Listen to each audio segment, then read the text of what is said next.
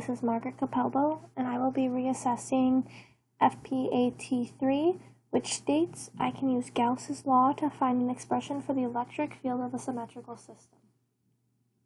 Now, this is problem 16 from chapter 21 of our textbook, and it states a negative point charge, negative Q, is at the center of a hollow insulating spherical shell, which has an inner radius r1 and an outer radius r2.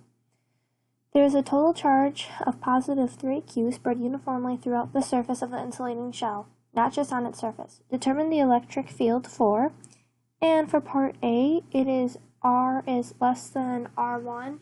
For part B, it's R1 is less than R is less than R2. So, here is a little picture. We have the point charge in the middle, which does take up slightly more space just to be able to fit in the negative Q. And then we have the spherical insulating shell, and this is like a slice of it to see. And it has the inner radius of R1 and the outer radius of R2. And we know that Gauss's law is the integral of the electric field times dA, which equals Q enclosed over epsilon naught.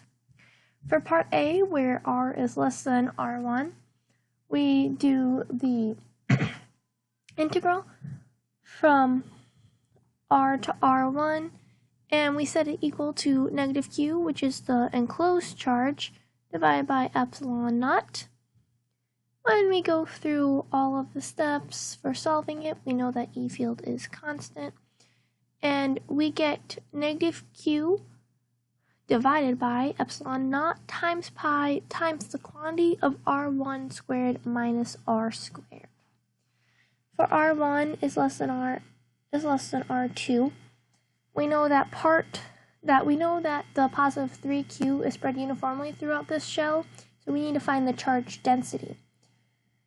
So we take 3Q divided by the volume of the spherical shell, which would be 4/3 pi times the quantity of R2 cubed minus R1 cubed, and we multiply that by 4/3 times pi times little r cubed to get the density.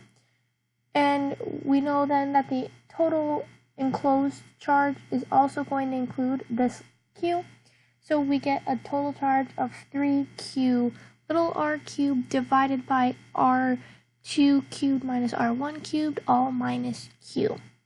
And then once again, we go through Gauss's law and we solve for it, and we get in the electric field right here. Thank you.